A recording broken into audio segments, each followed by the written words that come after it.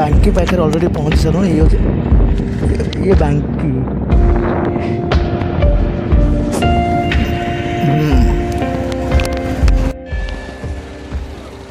Finally आम पहुँची गले चर्चिका पीठ माँ चर्चिका पीठ बांकी।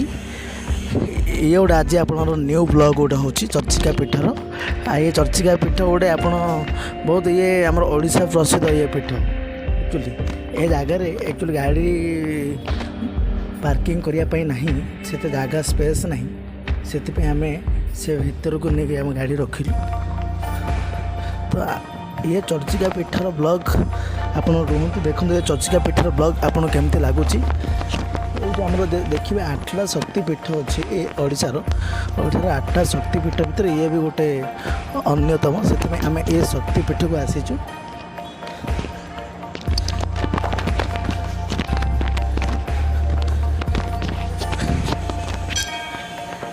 टिके जगह उचालिया जेहेतु आमर ये पहाड़िया अंचल जगह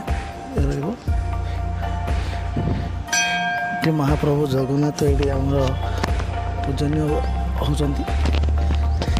आर एक्चुअली कौन कहते 8टा शक्तिपीठर आमर माँ चर्चिका शक्तिपीठ ये गोटे शक्तिपीठ भितर अन्यतम। आ गोटे जिनस ना फास्ट हाफ्रे आप गोटे 2टा पर्यटन चले पुणी सेकेंड हाफ्रे 5टा ରୁ 9टा पर्यटन चले से 5टा पर आसिली।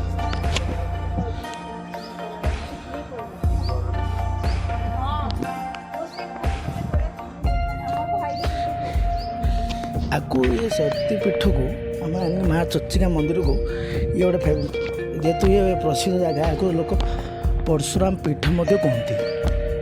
देखो यार नजारा केमिति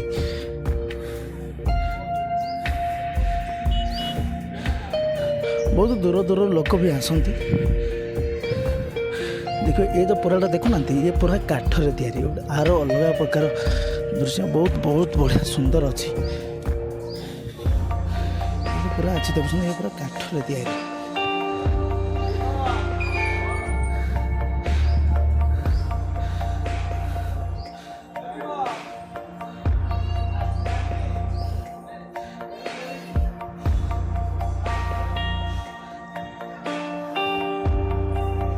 सब प्रकार भगवान ये पूजनीय होती।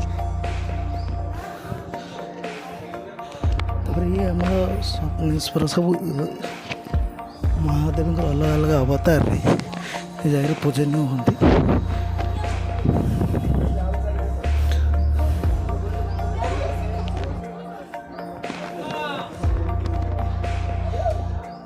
ये मंदिर बहुत बढ़िया जिनस कौन कहली ये तो आर जो कारुकार्य है काठरे से ये बहुत लोक आनी टाणी निए ये जगह को आने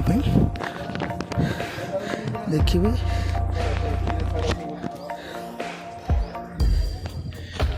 जेहेतु ये ठाकुराणी मंदिर ये जगार ठाकुराणी पूजा भी हो भी आज टाइम फर्स्ट टाइम पे आसी ठाकुराणी पूजा भी होची।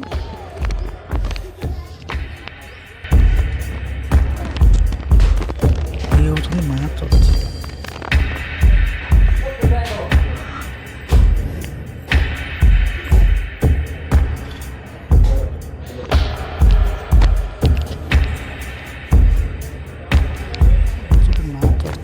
माँ जगह जो भी पूजा कर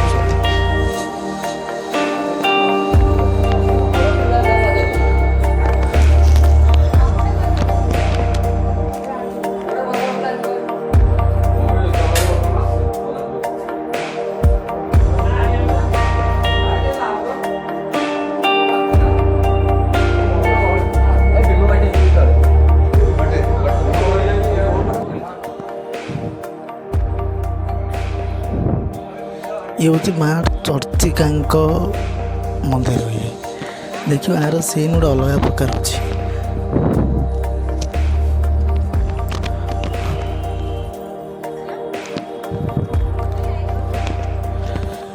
पीठ आप जो देखते ये परशुराम पीठ ना प्रसिद्ध ये हूँ आप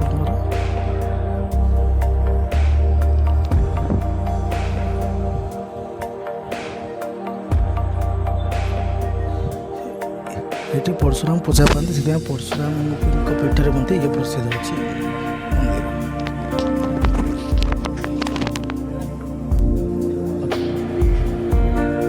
आज आमर चर्चिका मंदिर बुलियार सेमती किसी प्लानिंग रे नथिला प्लान थिला मॉर्निंग रे जेतु वर्षा है से आउ टाइम चेंज करदेलु जो आम बाहर आज भाविलु केवल देवीद्वार पीठ जाकि पुणी आम रिटर्न हो कि से जगह गलापर आम देखिलु कि आउ 18-19 किलोमीटर रोचे तो आम पक्का क्रॉस करके आसीपर आसिक चर्चिका मंदिर आसिक चर्चिका माँ को आम दर्शन कर जापर तो एक्चुअली ये जगह भाविलु आउ थे पुणी रे आसिकी दर्शन कर जावा अपेक्षा आज समय अच्छी आज चर्चिका माँ को दर्शन करके आर एक्चुअली बहुत महिमा अच्छी मु आप ब्लॉग रे भी कही ये हूँ आम 8टा शक्तिपीठ अच्छे 8टा शक्तिपीठर ये हूँ गोटे शक्तिपीठ केवल ये चर्चिका मंदिर शक्तिपीठ ना प्रसिद्ध ना आपको परशुराम पीठ कहती ये जगार जेहेतु आर बहुत प्रकार महिमा रही देखिए आप ये जगह को आसिया गले आप बांकी जो बांकी जानते बांकी देकी आप आसवे ये जगार पहुँच पारे आम आज बाहर कौन जगह कहले भुवनेश्वर बाहर बांकी ए जगह पर्यटन पाखापाखि 53 किलोमीटर 55 किलोमीटर आमको हो तो मु देखी कौन सेकेंड हाफ रे 5टा ରୁ 9टा पर्यटन एम ओपेन रोचे 9:30 पर्यंत तो 5टा ରୁ 9:30 पर्यंत ओपेन रोचे तो आम सम्मान डायरेक्ट ठीक टाइम 5टा आम पहुँचे तो आम भल सुविधा है कि माँ का दर्शन भी है नना मान अच्छा बढ़िया है बहुत जन जेहेतु आज संडे बहुत जन बुलिया भी आसुँच देखुं आप ए मंदिर केमती कौन लगुच ये जगह आप आसी ना जगह आसतु आ देखु आ देखिए जेहेतु ये नदी पाखापाखि जगह से बहुत बढ़िया माने माइंड को पीस भी मिले ये जगह किसी समय बसिकी गोटे जदि कौन चिंता करा चाहते भल जिनस कि ये बढ़िया जगह